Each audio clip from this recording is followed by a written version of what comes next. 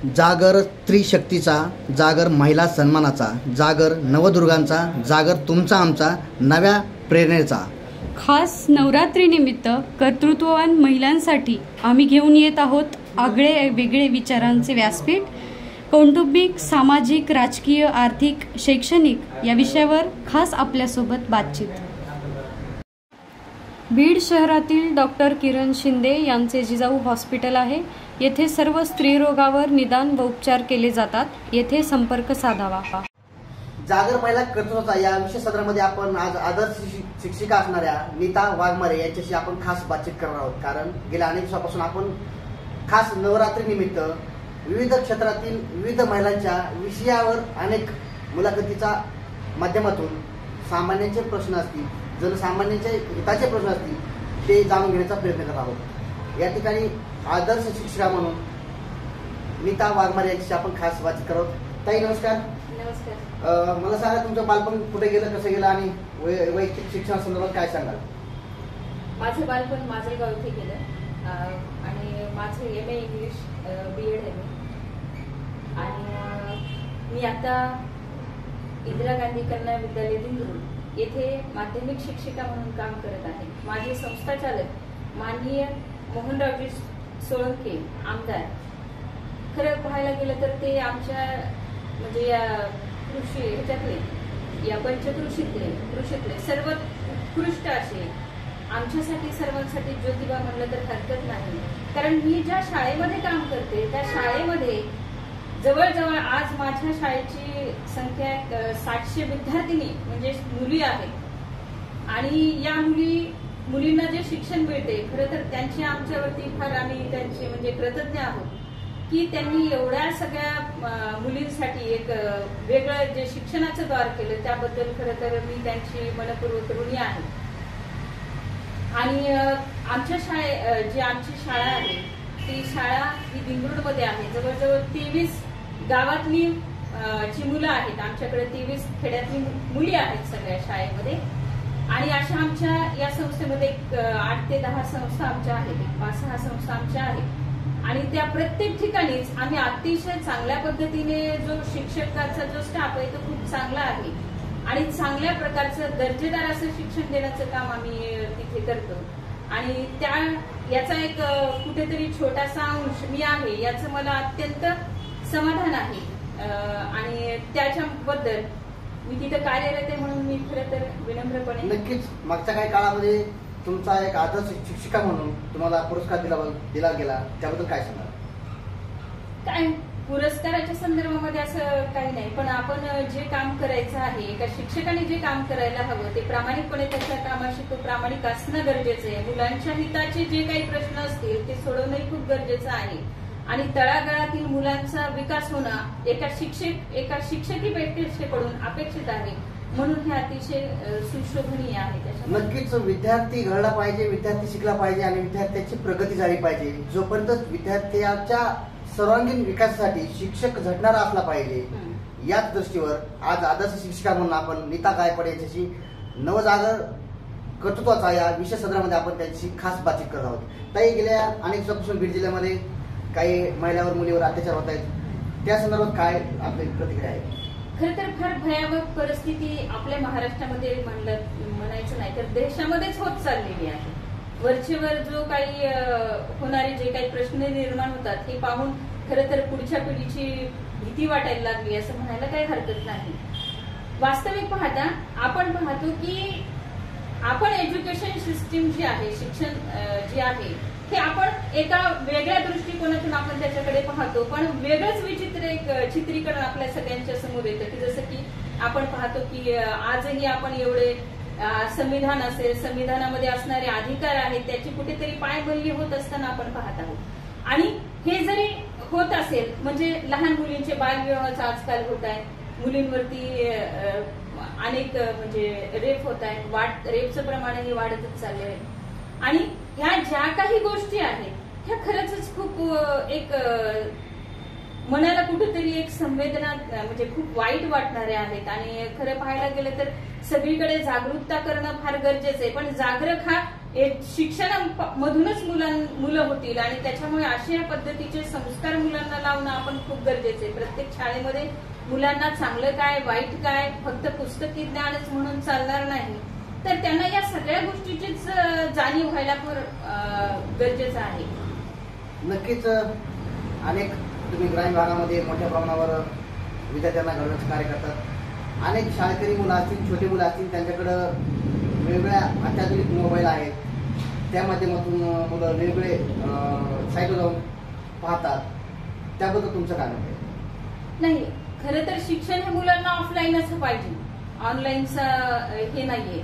पण आता करोनाच्या काळापासून हे थोडंसं ऑनलाईनचंही झालंय आणि काही प्रमाणामध्ये ग्रामीण भागातल्या मुलांना ऑनलाईन याचा फायदाही होतो, पण काही प्रमाणामध्ये मुलं खूप बिघडतही चालली आहेत. दोन्ही गोष्टी आहेत.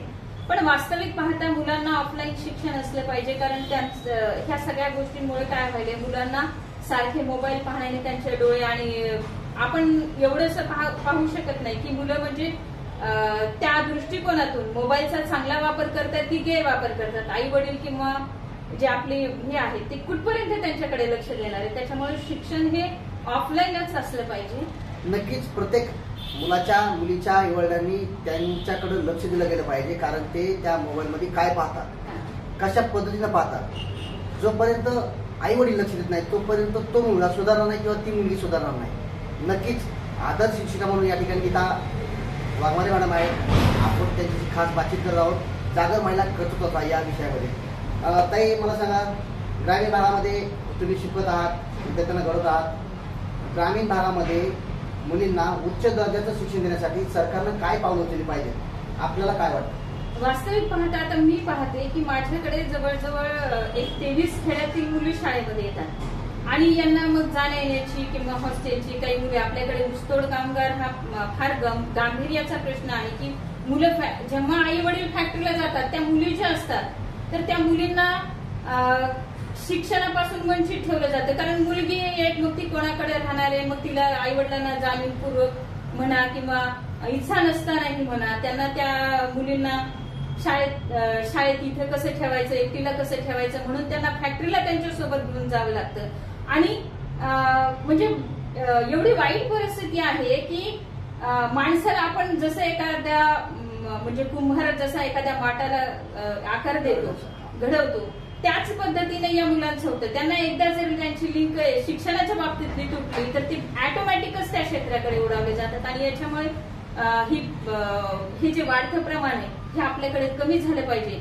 जर असं नाही झालं तर ऑटोमॅटिकच मुली त्या शिकतील, अभ्यासाच्या दृष्टिकोनातून हे करतील. आणि आज जर त्या मुलींना जर नाही व्यवस्थित हे झालं, त्या ऊसतोड कामगार घडासोबत जेव्हा मुली जाऊ लागल्या तर ऑटोमॅटिकली त्या मुलींनाही तीच सवय लागते काम करायची आणि त्यांना ह्या शिक्षणापेक्षा हे सगळं बरं वाटायला लागतं. म्हणून हे सगळं खरं तर वास्तविकतेमध्ये थांबलंच पाहिजे.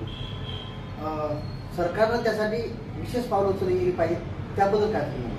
सरकारने याच्याबद्दल पावलं उचलणं खूप गरजेचं आहे. या मुलींना खरं तर शिक्षणापासून ज्या वंचित मुली आहेत त्यांना शिक्षण मिळालं यासाठी खरं तर खेड्यापाड्याच्या शाळा आणि तिथे हॉस्टेलची व्यवस्था गव्हर्नमेंटने करणं खूप गरजेचं आहे.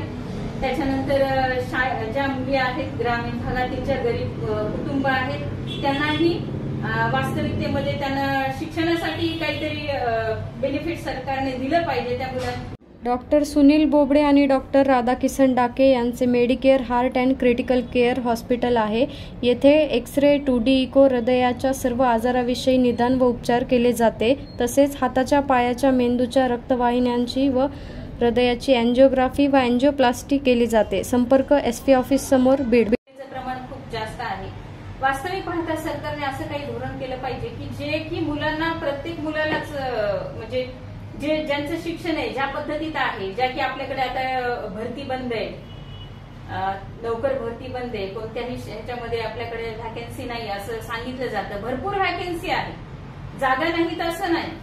पण वास्तविकतेमध्ये काय की जे निर्णय घ्यायला पाहिजे ते निर्णय घ्यायला कुठेतरी कमी पडतात असं मला वाटतं. आणि असे निर्णय घेतले तर आम्ही आज जे पाहतो की आपण आता विद्यार्थी शिकतायत, सगळ्या गोष्टी आहेत, पण कुठेतरी कंत्राटी भरतीचं वादळ एक समोर येते, नवीन नवीन काहीतरी मुलांच्या समोर येते. याच्यामुळे ह्या जे मुलं आहेत यांचं खच्चीकरण होते असं मला वाटते. कारण मी ज्यावेळेस या स्तरावरती किंवा अशा विद्यार्थ्यांसोबत ज्यावेळेस चर्चा करते त्यावेळेस माझ्या निदर्शनास येतं की खरं तर या सिस्टीमच्या संदर्भामध्ये आणि सरकारच्या संदर्भामध्ये विद्यार्थ्यांचं आणि बेरोजगारांचं जे मुलांचं जे धोरण आहे ते अतिशय सगळीकडे नाराज आहेत. आणि वास्तविक पाहता जर आपल्या महाराष्ट्राचा विचार केला गेला तर भरपूर एका फॉर्मसाठी विद्यार्थ्यांना 900 रुपये पे करावे लागतात एक फॉर्म भरायचा म्हटलं तर. आणि त्याच्यातही कुठेही कसल्याही प्रकारचं त्यांना ती एवढे सगळे पैसे विद्यार्थ्यांना भरूनही त्यांना कोणत्याही प्रकारचं बेनिफिट त्यांना मिळत नाही. त्यांचा रिझल्ट आला तरी त्यांना त्या नोकऱ्या मिळत नाही. तर हे धोरण जे आहे ते सरसपणे सरकारचं चुकीचं असं मी म्हणेन. ग्रामीण भागात, शहरी भागामध्ये जी काही मुलं शिक्षण घेत आहेत त्यांचे पालक आई वडील असतील, बीड जिल्ह्यामध्ये मोठ्या प्रमाणावर बालविवाह सुद्धा होत आहेत. त्याचे दुष्परिणाम काय आहेत आणि एकंदरीत पालकांना काय संदेश असेल, काय सांगा? खरं तर बालविवाह ही आपल्या खूप म्हणजे एक फार वाईट गोष्ट आपल्या महाराष्ट्रामध्ये किंवा इतर ठिकाणी होत आहे. बालविवाह म्हणजे त्या मुलीची सर्वांगीण वाढ होत नाही, तिच्या शरीराची पूर्णपणे वाढ होत नाही. आणि आपल्याकडे जे बालविवाह होत आहे, मी पाहते की मी ज्या शाळेमध्ये काम करते तिथे आम्ही एक 10वी पर्यंत मुलीला पाहतो, 9वी पर्यंत, आणि मग तिला विचारणा करतो आम्ही की ती मुलगी कुठे आहे, ती फार हुशार आहे. आणि मग कुठेतरी सांगितलं जातं मॅडम तिचं लग्न झालं, ती आता इथे राहत नाही आणि ती कुठेतरी बाहेर गेली. मग त्या मुलींची जी वाढ होत नाही, त्यांच्या शरीराची वाढ होत नाही आणि 8वी 9वी 10वी 12वीच्या 11वी 12वीच्या मुलींचं लग्न करून दिलं जातं. तर मग अशा अनुषंगाने त्या मुलींना आपल्याकडे म्हणजे महिला मृत्यूचंही गरोदर असताना मृत्यूचंही प्रमाण आपल्याकडे खूप आहे. तर या सगळ्या गोष्टीमध्ये एक तर मुलगी ती कॉलॅप्स होऊन जाते, पूर्णपणे ती हे होऊन जाते. आणि दुसरी गोष्ट म्हटलं तर आपल्याकडे ही परिस्थिती निर्माण व्हायलाच नाही पाहिजे, याच्यावरती कठोर शासन करणं अत्यंत गरजेचं आहे. या ह्याच्यावरती पाऊल उचलणं फार गरजेचं आहे. म्हणून बालविवाह हे रोखलेच पाहिजे. आणि या ठिकाणी बीड जिल्ह्यामध्ये जिल्हाधिकारी दीपा मुधोळ मुंडे यांच्या माध्यमातून जिल्हा प्रशासन सध्या बीड जिल्ह्यामध्ये 200 पेक्षा जास्त बालविवाह रोखण्यात आले आहेत. त्यांची सातत्यानं कारवाई सुरू आहे. बीड जिल्ह्यातल्या सर्व पालकांना आमचं सुद्धा आव्हान आहे की त्यांनी बालविवाह केले नाही पाहिजेत. आपल्या मुलींना कमी वयामध्ये दुसऱ्याच्या हातामध्ये न देता तिला एक सक्षम बनवलं गेलं पाहिजे, ती एक कार्यक्षम बनली पाहिजे. या दृष्टिकोनातून बीड जिल्ह्यातल्या सगळ्या पालकांनी पुढे येऊन बालविवाह थांबवला गेला पाहिजे. या ठिकाणी आदर्श शिक्षिका म्हणून या ठिकाणी आपल्याला बोलण्यासाठी आल्या होत्या. आपल्या या ज्ञानभूमीच्या डिजिटल प्लॅटफॉर्मवर आल्या, त्यांनी आपले संवाद साधला. वेगवेगळे प्रश्न सामाजिक असतील, शैक्षणिक असतील, याविषयी आपल्याशी खास बातचीत केली. त्याबद्दल नक्कीच ताई तुमचा धन्यवाद आणि आभार आहोत. तुम्हाला जर आमचे व्हिडिओ आवडत असतील तर ह्या व्हिडिओला लाईक करा, शेअर करा आणि कमेंट करा.